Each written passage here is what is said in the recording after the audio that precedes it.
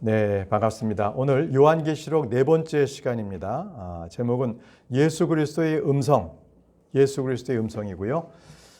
계시록 1장 11절에서 15절까지 오늘 공부하도록 하겠습니다. 자, 그럼 먼저 요한계시록 1장 11절 말씀 들어갑니다. 말씀하시기를 나는 알파와 오메가요 처음과 마지막이라. 그런즉 내가 보는 것을 이 한 권의 책 안에 기록하고 그것을 아시아에 있는 7 교회들에게 보내라. 곧 에베소 교회와 스미나르 교회와 페르가스 교회와 티아티라 교회와 사르디스 교회와 필라델피아 교회와 라오디케아 교회에게라 하셨느니라. 자, 여기 보게 되면 주님께서는 나는 알파와 오메가 그리고 처음과 마지막에 그렇게 말씀하셨고요. 그리고 내가 보는 것을 한 권의 책에 기록하고 그것을 아시아에 있는 7 교회에 보내라고 하시면서 7 교회의 이름을 쭉 말씀하셨습니다. 먼저 내가 보는 것이라는 게 무엇인가? 내가 보는 것을 7 교회에게 보내라고 하셨는데 내가 보는 것이 무엇인지 먼저 말씀을 한번 살펴볼게요. 이 말씀은 계시록 1장 19절 말씀에 바로 요한이 보는 것에 대해서 기록하고 있습니다. 내가 본 것들과 현재 있는 것들과 이후에 있는 것들을 기록하라. 자, 세 가지입니다. 요한이 보는 것은 내가 본 것, 과거, 그리고 현재 있는 것, 그리고 이후에 있을 것들, 미래에 있을 것들을 이제 영안으로 들어갔던 그가 대환란 때에 바라보는 과거, 그리고 현재는 대환란, 그리고 그 이후에 천년왕국과 영원 세계를 주님께서 그에게 현현하여 보여주신 것입니다. 자, 그러면 좀 더 구체적으로 우리가 이제 지금 요한계시록을 공부하고 있잖아요. 그러면 내가 본 것은 무엇인가? 계시록 1장에서 3절까지. 그러니까 과거. 그러니까 지금 요한이 서 있는 것은 영이 옮겨져서 지금 대환란 때 있는 거예요. 그러니까 과거라는 것은 교회를 본 거예요. 자, 계시록 1장에서 3절을 말합니다. 그리고 대환란 현재 있는 것은 바로 계시록 4장에서 19절. 대환란 때 그 기록, 그거를 지금 말씀하시는 거고요. 또 이후에 있을 것들이라고 하는 것은 바로 미래에 있을 천년왕국 그리고 영원세계. 이것은 계시록 20장에서 22장 말씀입니다. 잘 기억하세요. 이 요한계시록 이렇게 세 분야로 되어 있다는 것을 여러분들은 배우셨죠. 자, 내가 보는 것을 7 교회들에 보내라 하고 말씀하셨는데 그럼 7 교회가 어디 있는가? 한번 우리가 지도를 통해서 한번 살펴보도록 하겠습니다. 여기 지금 지도 보세요. 보시면은 여기는 지중해입니다. 여기 지중해가 있고 이 지중해 이쪽 밑에 쪽에는 예루살렘이 있습니다. 예루살렘. 그리고 이제 저 위쪽에 있는 부분을 소아시아라 그래요. 소아시아. 저기 지금 아시아 마이너라고 써 있죠. 저쪽에 위에. 그러니까 소아시아 지역이에요. 자, 그 지역에 7 교회가 모여 있는데 먼저 이 해변 쪽으로 보시면은 스미르나 교회라고 있어요. 스미르나. 그 바로 밑이 에베소 교회고요.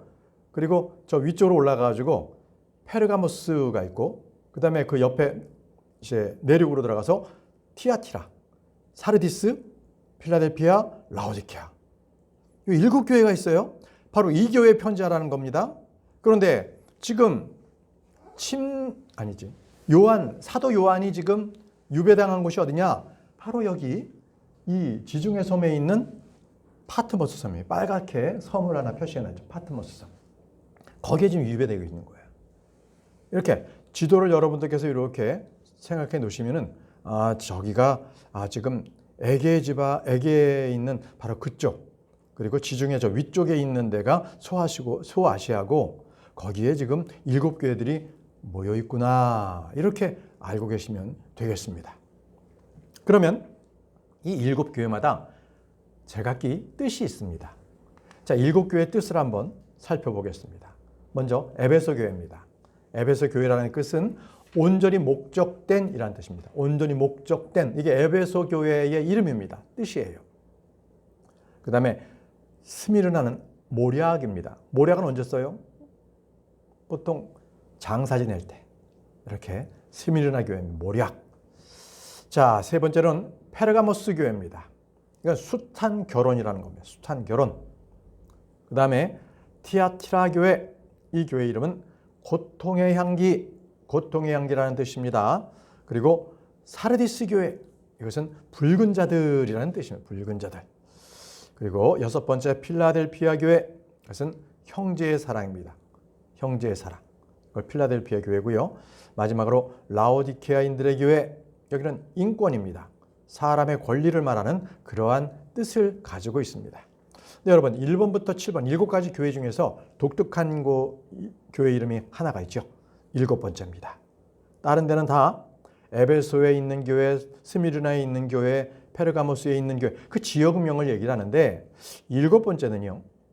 그 지역이 아니라 라오디케아인들의 교회, 그러니까 라오디케아에 사는 그 사람들의 교회라는 거예요. 뭔가 좀 다르죠. 자, 이 교회는 하나님의 교회나 그리스도의 교회가 아니라는 거예요. 사람들의 교회라는 겁니다. 7번째는 뭐라고 말씀드릴까요? 사람들의 교회라는 건 사람들의 인권, 권리, 시민권 이런 것들을 권리를 주장하는 그러한 사람들. 다시 말씀드리면 라오디케아에는요. 철학과 가치를 지닌 그런 사람들의 모임이 교회였습니다. 온전한 교회가 아니죠. 그럼 이게 그때만 그랬을까요? 아닙니다. 지금도 그렇습니다. 여러분들 보세요. 지금 얼마나 인권신장하면서 얘기합니까? 어떤 정부는 사람이 먼저다. 이렇게 하죠. 자, 하나님이 먼저가 아니라 사람이 먼저입니다. 그리스도가 먼저가 아니라 돈이 먼저라는 교회입니다. 그것이 바로 라오디케아인들의 교회입니다. 여러분, 이들은요, 성경보다는 철학, 과학, 신학, 그리고 종교 이런 것들, 정치적인 어떤 뭔가 그러한 선전 이런 것들이 우선된 교회를 라오디케아인들의 교회라고 말합니다. 쉽게 말씀드리면 신본주의 그리고 신권주의는 없고 오직 인본주의가 판을 치는 그러한 사람들의 교회, 이것이 바로 라오디케아인들의 교회입니다. 그래서 이 교회의 특징은 그 교인들이 예수 그리스도를 섬기지 않고 자기 배를 섬기는 사람들입니다. 만문을 섬깁니다. 탐욕과 불의를 섬깁니다. 배교한 교회를 말합니다. 바로 그것이 라오디케아인들의 교회다. 여러분, 항상 사람이 먼저다 하면서 인권신장을 말하는 정치인들 몇몇을 보면요, 그들은 대부분이 공산주의 사상을 가지고 있는 사람들입니다. 조심하십시오. 마지막 때에 그런 사람들의 구원은 더 활발해질 거고요. 우리나라도 벌써 많은 사람들이 인권을 외치고 있지 않습니까? 마지막 때라는 겁니다. 자, 다음 계시록 1장 12절 말씀으로 넘어가겠습니다. 자, 이제 사도 요한이 하나님의 말씀을 듣고 나서 그리고 뒤를 돌아봤어요. 그 음성을 그 음성이 누구신가 해가지고, 자, 그리고 나서 나는 나와 함께 이야기한 그 음성을 알아보려고 돌아섰도다. 뒤를 돌아선 거예요. 그 음성으로 말씀하신 분이 누구지? 하고 이렇게 뒤돌아봤어요. 그랬더니 그리고 돌아선 채로 나는 7금 등잔대를 보았는데 7금 등잔대를 사도 요한이 본 거예요. 요한은 분명히 자신의 뒤에서 나팔 소리 같은 하나님의 음성을 들었거든요. 그 음성을 쫙 보려고 뒤돌아섰더니 7금 등잔대가 있다는 거예요. 여러분, 그럼 여기 7금 등잔대가 누굽니까? 하나님입니까? 아닙니다. 7금 등잔대는요, 성경 자체에서 성경이 해석해주고 있습니다. 계시록 1장 20절 말씀 보십시오. 계시록 1장 20절.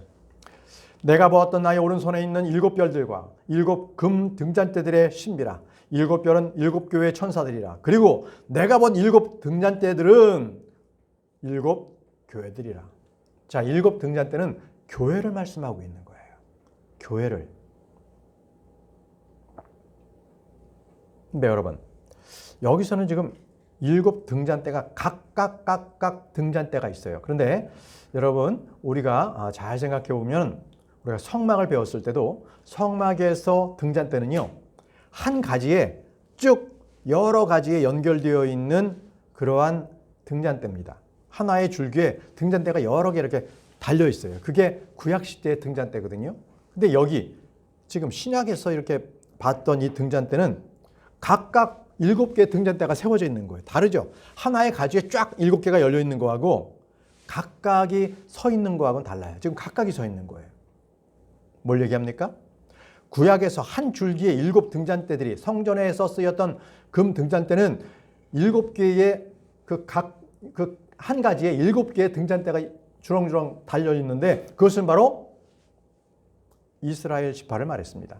이스라엘 지파는 한 가지입니다. 한 민족입니다. 한 국가예요. 그런데 지금 여기서 말씀하시는 7 금 등잔대는 오늘날의 지역교회를 말씀하신다.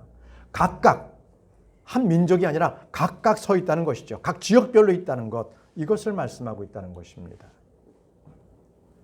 자, 13절로 넘어가겠습니다.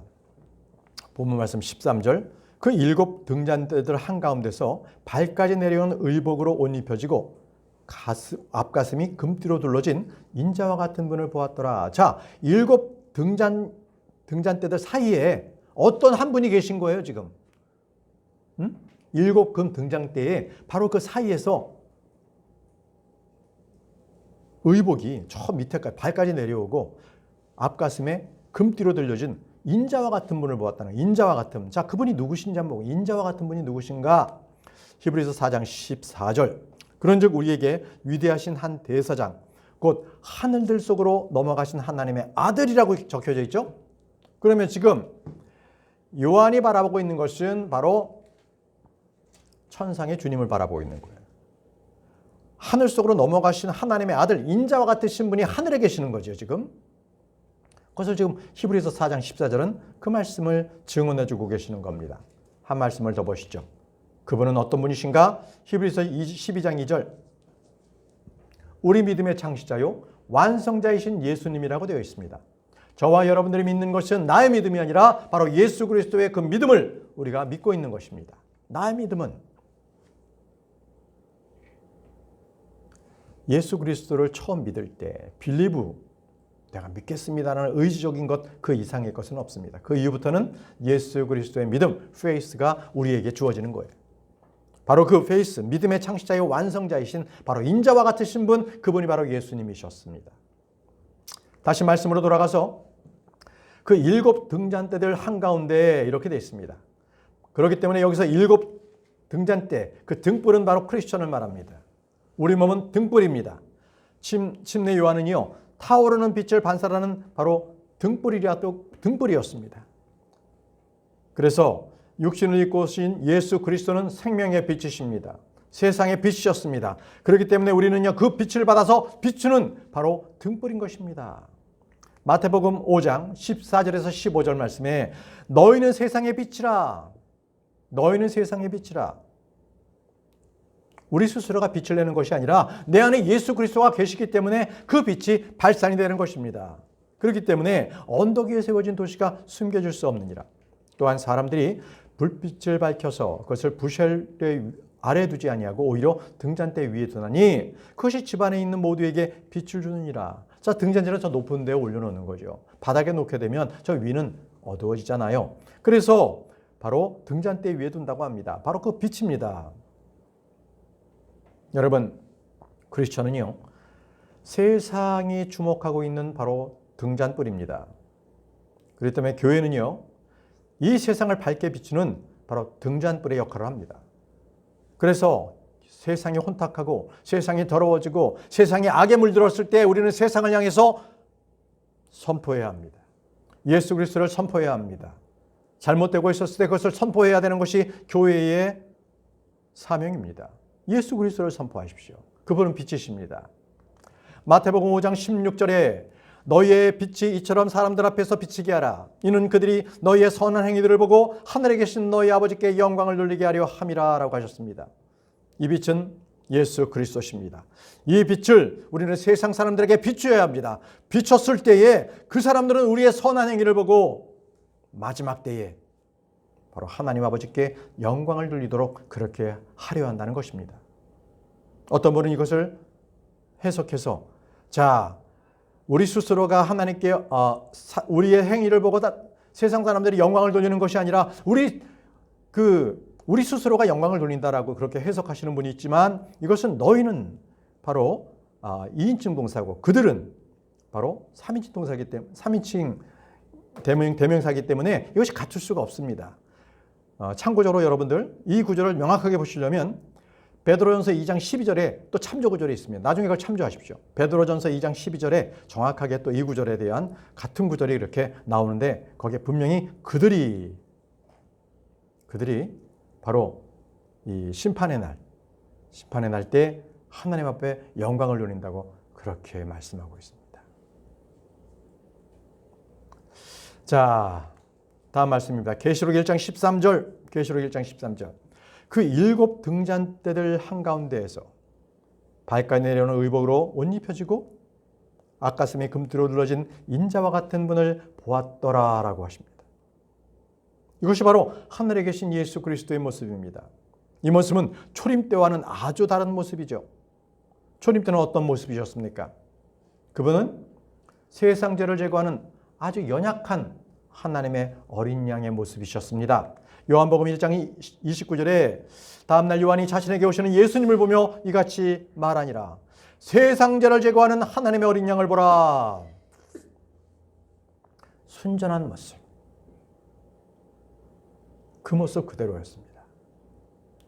그에게는 화려함도 없고 우아함도 없고 흠모할 만한 아름다움이란 전혀 없는 그런 모습을 가지고 바로 이 땅에 오신 것입니다. 그것이 바로 초림 때 예수님의 모습입니다. 이사야 53장 2절에 이는 그가 그분 앞에서 연한 초목같이 아주 힘이 없고 꺾으면 꺾여질 만한 그런 초목같이 메마른 토양에서 나온 뿌리같이 자랄 것이다.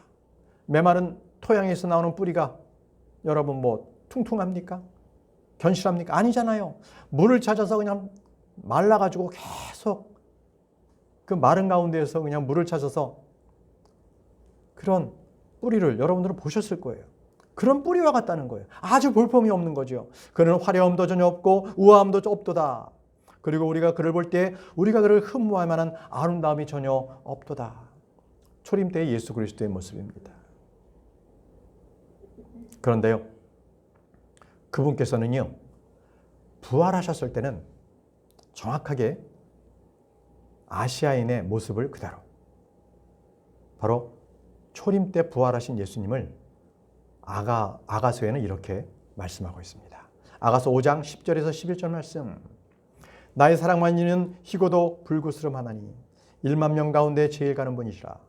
그분의 머리는 최고급 청금 같고 그분의 머리털이들은 수치 많으며 까마귀같이 검도다. 자, 그분의 인상착의를 부활하신 예수 그리스도, 신부를 데려오신 바로 그분에 대해서 이렇게 증언하는데 그 머리가 최고급 정금 같고 그분의 머리털이들이 숱이 많고 까마귀같이 검다는 거예요. 뭡니까? 아시아인을 그대로 말씀하고 계신 거잖아요. 이것이 바로 이제 초림 때 그리고 부활 때 예수님의 모습이시라면 재림 때 이 땅에 내려오신 예수님은 그 모습이 완전히 달라요. 재림 때 예수님은요, 먼저 유다 지파의 사자로 오신다고 하셨어요. 유다 지파의 사자. 자, 계시록 5장 5절에요. 그러자 그 장로들 중 한 명이 나에게 말하기를 울지 말라. 보라, 유다 지파의 사자요 다윗의 뿌리가 그 책을 열고 그것에 7 봉인들을 떼기 위하여 승리하셨도다 하였더라. 자, 재림 때 예수 그리스도께서는 연한 초목같이 그렇게 힘이 없는 모습, 어린 양 같은 모습이 아니셨어요. 그분은 사자와 같은 모습, 유다 지파의 사자입니다. 라이온. 그래서 재림 때 예수 그리스도의 모습은요, 다릅니다. 초림 때의 모습 그리고 부활 때의 모습하고 완전히 다른 모습이에요. 그 재림하셨을 때 예수님은요, 머리카락이 검은 게 아니라 양털같이 하얘요. 힙니다. 그리고 눈은요, 불의 화형 같아요. 그냥. 불의 화형같이 그냥 그렇게 엄청난 불빛을 쏟아내십니다. 발은 어때요? 두 발은 놋과 같아요. 놋과 같아요. 음성은요, 많은 물소리와 같이 그렇게 우렁찹니다. 입에서는요, 날카로운 검이 나와요. 재림 때는. 그래서 그 입에서 나오는 검으로 대적자들을 다 죽이십니다. 계시록 19장 21절. 계시록 19장 21절. 그리고 남은 자들이 말 위에 타신 분의 검으로 살해되었는데 그 검은 그분의 입에서 나왔더라. 바로 주님께서 재림하셔서 오셨을 때에 아마겟돈 전쟁에서 대적자들, 바로 그들을 예수 그리스도의 그 입에서 나오는 그 검으로 그들을 모두 살해하십니다. 그래서 말라기에서도 나와요. 그분의 재림의 모습은요, 그 용모가 태양이 빛같다는 거예요. 태양이 빛같다는 거예요. 그리고 우리 성도들은요, 예수 그리스도와 함께 사악한 자들을 짓밟을 것이다. 짓밟을 것이다. 바로 재림 때에 그러한 일이 있을 것을 벌써 신약의 400년 전, 그 말라기 때 이미 예언을 해놓은 것입니다. 말라기 4장 2절에서 3절 말씀 보십시오. 그러나 나의 이름을 두려워하는 너희에게 의의 태양이 누구예요? 예수 그리스도. 그의 날개들 안에 치유를 가지고 떠오르리라. 그리하면 너희가 밖으로 나가서 외양간들의 송아지들 같이 자라나리라. 그리고 너희가 사악한 자들을 짓밟으리라. 이는 내가 이 일을 행하는 날에 그들이 너희 발바닥 아래서 죄들이 될 것이기 때문이라. 만군의 주가 말하노라. 이렇게 주님께서는 재림 때에 바로 대적자들을 모두 살해하시고 바로 그때 의의 태양같이 그분께서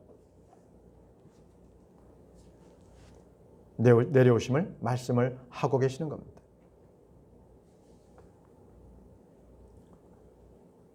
자, 이제 본문 말씀으로 다시 돌아가서 계시록 1장 14절 말씀을 보겠습니다. 계시록 1장 14절.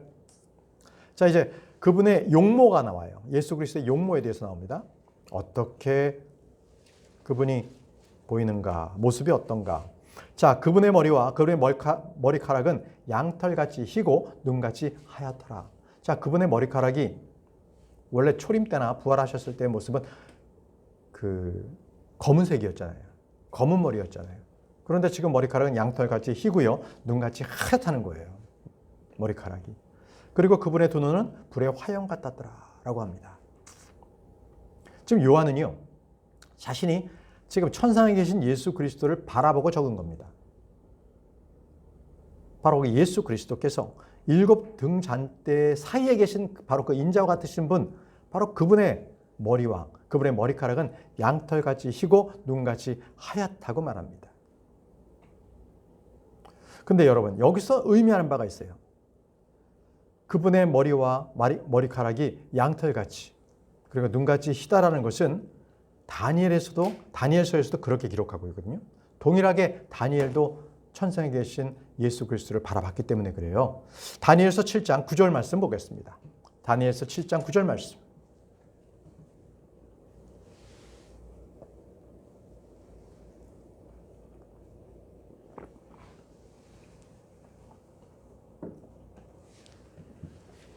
자, 읽어볼게요.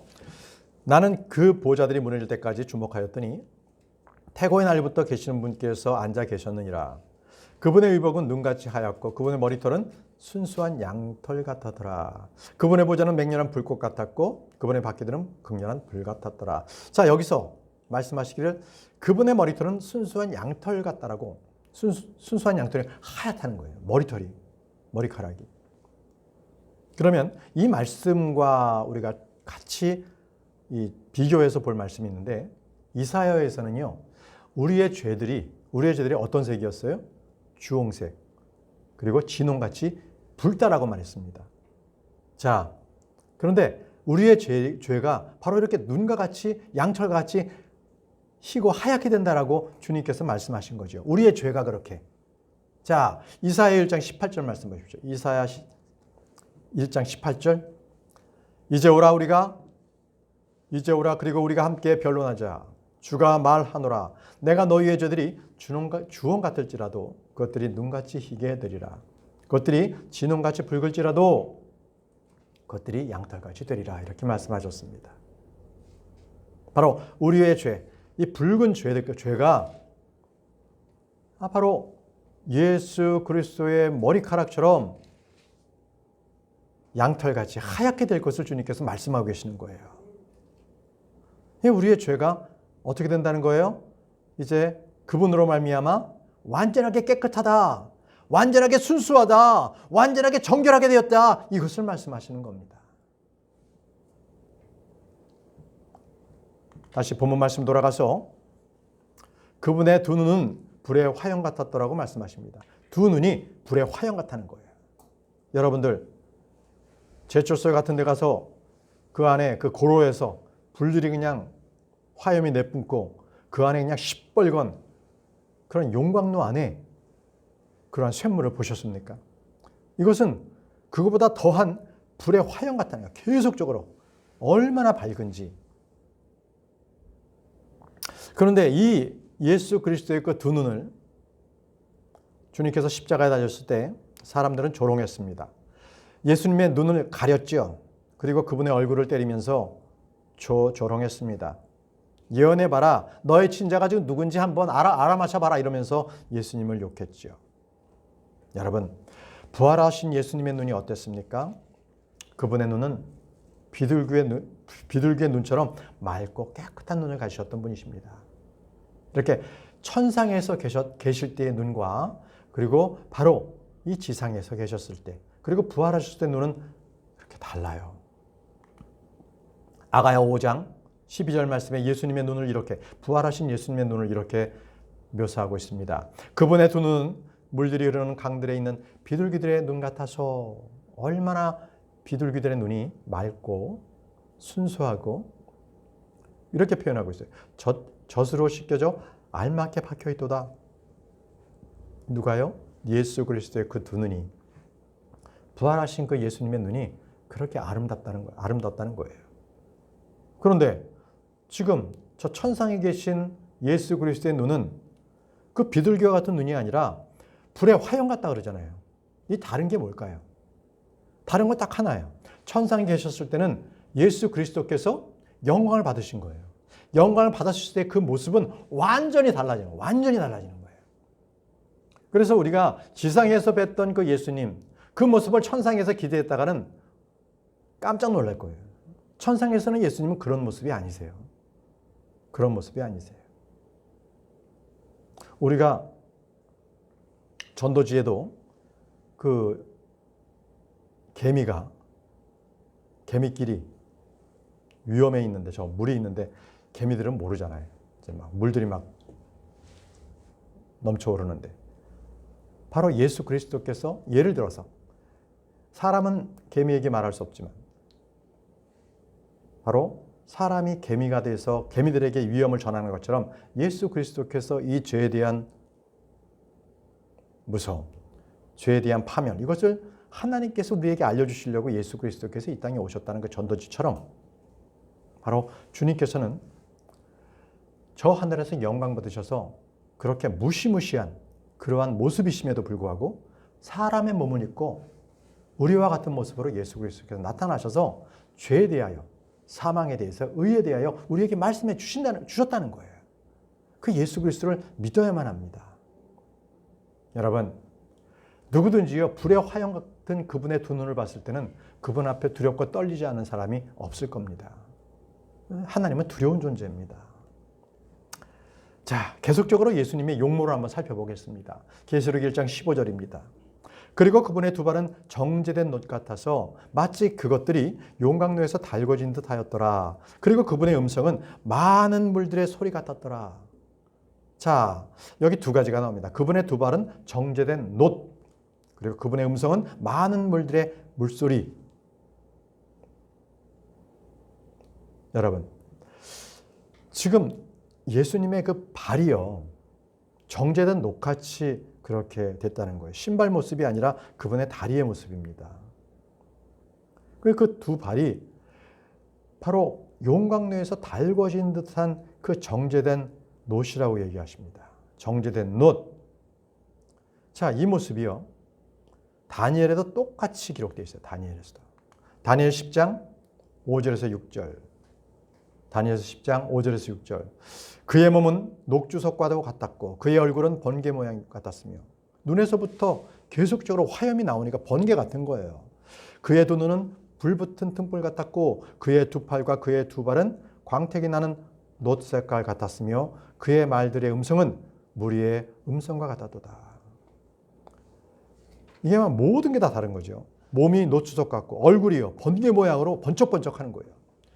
두 눈에서는 그냥 불들이 나오고 있고 또 그 두 팔과 두 발은 광택이 나는 그 놋 색깔이고 음성은 엄청나게 같은 물소리, 나팔 소리와 같은 그 음성의 소리가 났다는 것입니다. 이것이 바로 다니엘이나 요한계시록을 기록한 사도 요한이나 동일한 것을 보고 기록한 겁니다. 그래서 우리는 여기서 우리가 알 수 있는 것은 영광스러운 몸, 우리의 몸이 어떨 것인가를 우리가 짐작할 수 있어요. 우리의 몸은 예수 그리스도와 같을 거라고 했잖아요. 바로 우리의 몸이 바로 이런 것 같아요. 우리가 지금 흙으로 되어 있는 이 흙집에서 우리는 지금 살고 있잖아요. 내 몸이 지금 흙으로 되어 있잖아요. 그런데 영광스러운 몸이 되면 나의 두 팔과 두 발은 광택나는 놋과 같이 변합니다. 또 이 우리의 몸도 녹두석과 같이 변하고요. 정확하게 예수 그리스도의 모습처럼 우리는 변한다고 말씀하셨기 때문에 이것이 바로 우리가 앞으로 천상에서 있게 될 바로 그 몸의 모습입니다. 여러분 믿기세요? 진리는요, 이렇게 쉽게 여러분들에게 알려줄 수 있어요. 그러나 그것을 어렵게 느껴지는 것은 믿지 않기 때문에 그런 겁니다. 딱 하나입니다. 믿으면 쉽습니다. 믿지 않기 때문에 이 말이 어렵게 되는 거예요. 우리의 몸은 예수 그리스도처럼 그 몸처럼 됩니다. 자, 그분의 음성은 많은 물들의 소리 같았더라라고 합니다. 그분의 음성. 자, 이 음성에 대해서 한번 살펴보겠습니다. 에스겔 43장 2절 말씀. 그런데 보라, 이스라엘의 하나님의 영광이 동쪽 길에서부터 임하였더라. 그리고 그분의 음성은 많은 물들의 떠들썩한 소리 같았고, 하나님의 음성은 아주 나긋나긋하고 조용한 음성이 아니라 엄청난 물의 소리, 나야가라 폭포처럼 그렇게 엄청난 물이 쏟아져 내렸을 때 그 웅장한 소리와 같다는 거예요. 떠들썩한 소리 같다는 거예요. 예수 그리스도의 음성이. 또 그 음성은요, 엄청난 천둥 소리와도 같다고 기록되고 있습니다. 천둥 소리. 계시록 14장 2절에 그리고 내가 하늘로부터 한 음성을 들었는데 많은 물들의 음성 같고 엄청난 천둥의 음성 같았더라. 하나님의 음성이요. 많은 물들이 그냥 웅장하게 쏟아지는 그 소리와 같고 엄청난 천둥의 그 소리와 같이 그 음성이라는 거예요. 그래서 여러분, 우리가 지금이야 하나님 아버지께 우리가 말씀을 듣거나 이렇게 할 때 우리의 음성으로서 이렇게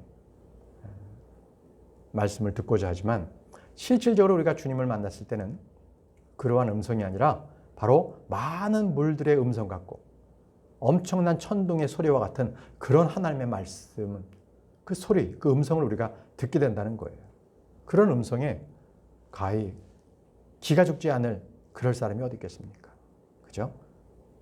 그 안에서 그냥 무시무시한 그런 상황에서 놓이게 되는 거죠.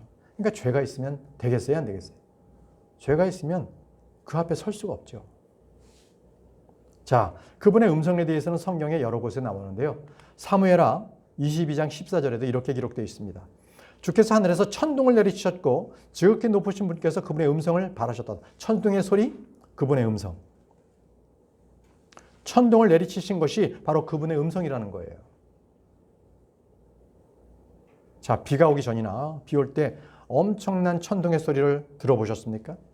그때 여러분들은 그렇게 생각하시면 돼요. 아, 이것은 하나님의 음성이다. 이거보다 더 크게 울려 퍼지실 것이다. 여러분 그렇게 이해하시면 됩니다. 욥기에도 보면은요, 욥기 37장 4절에서 5절 말씀에도요, 그것이 있은 후에 한 음성이 포효하니라 하나이다. 그분께서 그분의 탁월하심의 음성으로 천둥을 내리시나이다. 음성으로 천둥을 내리시는 거예요. 또 그분께서 자신의 음성이 들려올 때 그들을 머무르게 하지 아니하시리이다. 하나님께서 그분의 음성으로 경탄스럽게 천둥을 내리시나이다. 자, 계속적으로 그분의 음성은 천둥이라고 계속 말씀하고 있어요. 그분의 음성은 천둥이다. 그러니까 하나님의 음성은요, 천둥 소리다라고 생각하시면 돼요. 네. 또 욥기 40장도 보십시오. 욥기 40장 9절에도요. 너는 하나님 같은 팔을 가지고 있느냐 아니면 내가 그분과 같은 음성으로 천둥 소리를 낼 수 있느냐라고 합니다. 그분의 음성으로 천둥 소리를 낸다. 그분의 음성은 천둥 소리다. 이렇게 말씀하고 있는 겁니다. 네. 자, 오늘 마지막 구절입니다. 똑같이 주님의 음성에 대해서 알아보고 있습니다. 시편 29편 3절 말씀. 주의 음성이 물들 위에 있도다.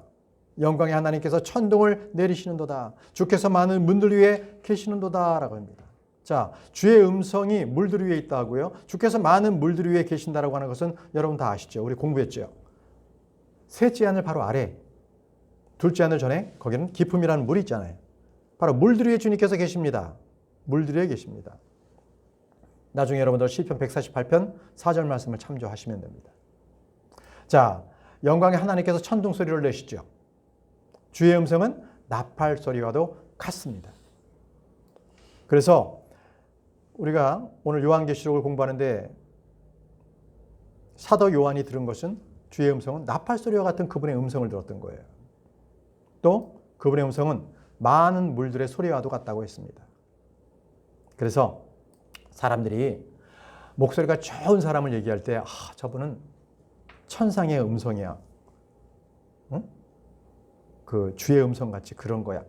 이렇게 목소리를 칭송하는데 잘못된 거예요. 실질적으로 성경을 바로 알면 천둥 소리와 같은 게 천상의 소리예요. 하나님의 음성이란 말이죠. 그래서 무슨 저 사람은 그냥 천사의 소리를 내는 아닙니다. 우렁찬 거예요. 천사의 소리도. 자, 오늘은요. 우리가 성경에서 말씀하시는 하나님, 그분의 목소리, 그리고 또 그분의 용모, 이 부분에 대해서 우리가 공부를 했습니다. 이것을 우리가 바로 알고 있으면 주님 만났을 때 당혹하지 않겠죠. 내가 알고 있는 하나님의 모습이 아니네. 이게 아니라 바로 요한계시록에 분명하게 하나님의 모습을 계시해 주셨잖아요. 우리는 그 모습대로 주님을 만날 것이고 우리는 이 모습대로 우리가 변할 거예요. 그런 소망을 가지시기 바랍니다. 자, 우리 다 같이 기도하고 우리 성경 공부 마치도록 하겠습니다.